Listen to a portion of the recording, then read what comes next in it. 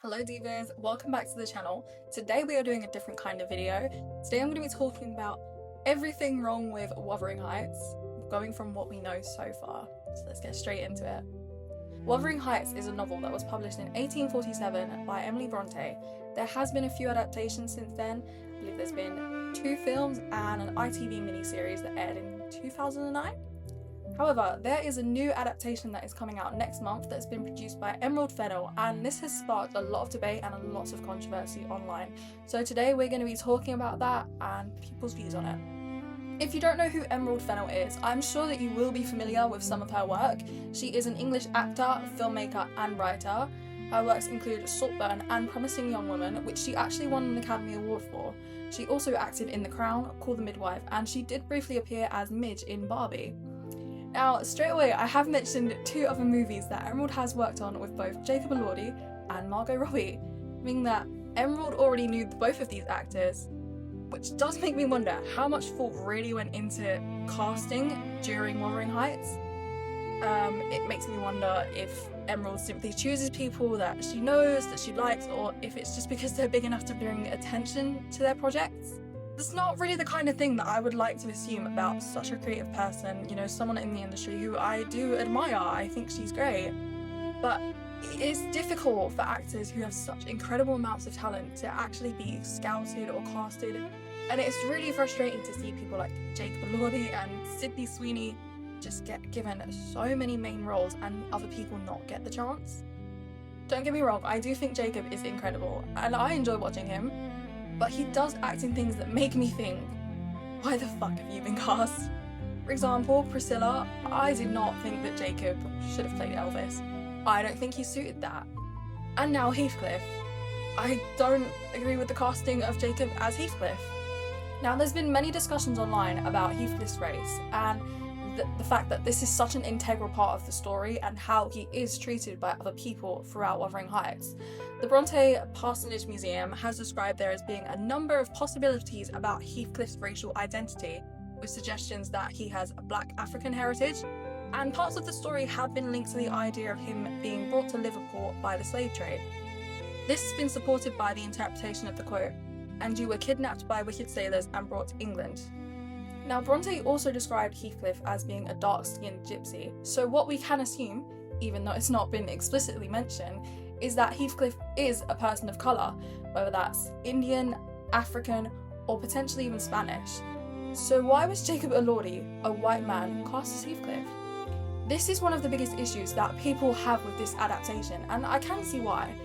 Emerald actually stated in an interview when speaking about Jacob that he looked exactly like the illustration of Heathcliff on the first book that she read. Now, I did look at some illustrations online of Heathcliff, and none of them look like Jacob. None of them. So it does, again, make me wonder if she has just casted Jacob for his looks, in the wrong sense here, a friendship, or even just publicity. There's also been discussion about the casting of Margot Robbie as Cathy. Cathy in the book is an 18-year-old Yorkshire woman who is described as having long locks of beautiful brown hair. And now she is being played by a 35-year-old blonde Australian woman. I mean, come on, what is this casting? Margot again is extremely talented and a gorgeous woman. But is she ideal for this role? I would disagree, and again, makes me wonder, why did Emerald cast her? When speaking in an interview about her choice of casting, Emerald said, "It needed somebody like Margot who's a star, not just an incredible actress, which she is, I agree, but somebody who has a power, an otherworldly power, a godlike power that means people lose their minds." Did we not think to cast someone who captured the essence of Cathy, rather than someone who has a godlike power? Which is an insane kind of comparison to make, by the way. Now this may be subjective, but from the clips that we've seen so far, Margot's acting just seems off. I mean, it feels like she's acting and is boring. The landlord's daughter. She's quite the plainest girl I ever laid eyes on, and dull too. Shockingly dull. She's practically a simpleton. I cannot sit here all day talking nonsense with you. After all, the Lintons may call on me at any moment. And I just hope this isn't the case of the whole movie. You know, she's so talented, and it would be a shame to actually see her not perform as well as she has in other projects. Now, one of my biggest issues with this film so far is the costumes. I remember watching the trailer when it first got released and I was like, what are these costumes? Obviously, they're not historically accurate, we can see that, but there is no consistency in the way they look. Like, we have the pink dress, which, come on, is this Barbie? Like, how could that possibly relate to Wuthering Heights? And then the black latex dress. I don't even know what to say about that, but, you know, obviously these costumes are all over the place, and I feel like this is what makes it so confusing, trying to understand how Emerald is adapting this film and what she is trying to portray to us as the audience. Now, I feel like I've ripped into this film quite a bit, and I just want to reiterate that I mean no disrespect to anybody involved in this project. I have so much respect and admiration for these people. I think they're great. But the movie does feel a little bit like a disaster, hence why I'm talking about it. I do think we need to completely move on from the idea that this is a traditional retelling and historically accurate retelling of Wuthering Heights, because it's not. It's clearly not.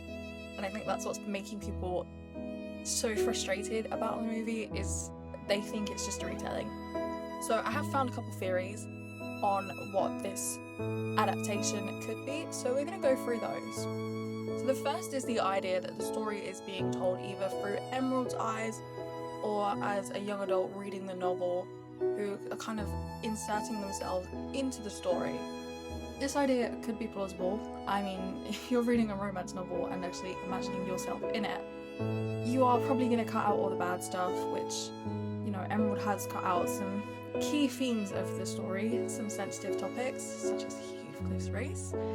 So you would cut out the abuse, the racism, and all that kind of stuff, and be focused solely on the love and romance aspect. If this is the case, I feel like it's just Emerald's idea of her being in the book. And we don't need a movie of that. Like, come on girl, just write a Wattpad fanfic. The second theory is that the story is being told through dolls in a dollhouse. I love this theory. I think it's so creative, so sweet, and it would make sense for the random costume choices, and I feel like also it makes the casting of Margot a little bit more understanding. Not that I would agree with it still, but you know, you could see why. She is Barbie. And we can also see throughout the trailer there are little snippets here and there. You have the hand in the doll's house, and you also have a couple of shots of dolls. So I do think this theory could be likely, and if so, I love this idea. I am excited to see if this is the case. But one thing that I don't like is how sexualized it seems to be. You know, there's quite a few uncomfortable shots in the trailer. You know, the one of Margot's back, which we've seen quite a lot in marketing. There's also the scenes showing the sweat on the skin, multiple scenes of people with fingers in their mouths, on their knees, that kind of thing. I don't think it's necessary. I also, if it is kind of the dollhouse thing, I don't think it's appropriate considering that's such an innocent and like childlike kind of thing. Also, it kind of seems to be a little bit of a recurring thing, Emerald making her films uncomfortably sexual. And sure, it adds to the story, but I'm kind of a firm believer in you don't need sexual stuff for a movie to be good. I think a movie can function and be good, if not great, without the sexual stuff. Half the time, it doesn't add to the story. It's uncomfortable. You know, if you're with your like friends or like your parents and there's a sex scene, it's just not necessary. It makes everyone uncomfortable. The whole movie seems really surreal, and it's absolutely not intended to be book accurate or historically accurate. We need to move on from that idea because that is so clearly not what is going on here. And I think it's absolutely okay to take inspiration from a book, a film, whatever. You know, I've taken inspiration from Emerald's work. I'm writing my own screenplay that is quite heavily inspired by Saltburn. But I do think that if it does just turn out to be a poor adaptation, then I could potentially consider Emerald to be kind of unoriginal and just not creative enough to use that inspiration, rather than just essentially taking it, butchering it, and saying, oh, it's an adaptation, when girl. But I have hopes for it, you know. I like Emerald, I like her work, and I'm excited to see what she is actually doing with this. I do think as well the trailer is deceiving. I mean, they're showing us what they want to show us. They're not showing us the full thing. And like, if you look back at the trailer for Saltburn, spoiler warning if you've not seen it. So the trailer essentially, it makes you think that Oliver is going to go to Saltburn, and that Oliver obviously has a bad past with his parents, but he's going to go to Saltburn and he's going to be trapped there and he's going to die there. When in fact, quite the opposite. I mean, Oliver kills Felix and he takes over Saltburn. Something else that I do want to discuss is the relationship between Jacob and Margot.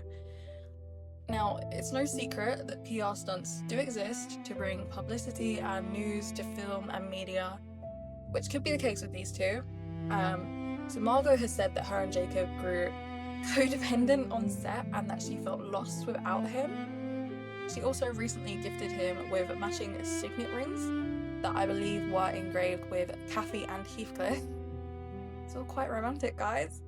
The two have been seen getting quite cozy together at like premieres and stuff. I believe in the last 24 hours of me recording this, there was a video posted of them at the LA premiere where they were holding hands, they were posing together, and they were looking at each other with all adoration. But when you look at this video, and I'll put it here for you guys to see, you just look at this video, I don't think that the two of them have chemistry. It looks fake. They look borderline uncomfortable, like they don't want to be doing that, which is what screams to me PR stunt. Now, whether this is a PR stunt or whether they are actually kind of getting romantic together, I think it's disrespectful. Margot is married and I believe she also has a kid as well, a baby. So personally, whatever's going on here, I don't agree with it, but it's not my business. Each to their own. I do think that's all I'm going to say for this video, really. I mean, there is so much more I could discuss, analyse, and, you know, you can even compare this adaptation to others, such as Baz Luhrmann's Romeo and Juliet. A lot of people online are doing that, and I see why, but I think they are two completely different things. I am looking forward to this film being released, and, you know, seeing what it actually is. But do let me know what you guys think of what we know so far, if there's anything else that I didn't discuss. I'll probably make a part 2 to this after I've actually watched it, you know, see if we predicted anything, if it was really bad or really good. But yeah, thank you guys for watching. If you did enjoy it, like and subscribe for another one, and I'll see you in the next video. Bye!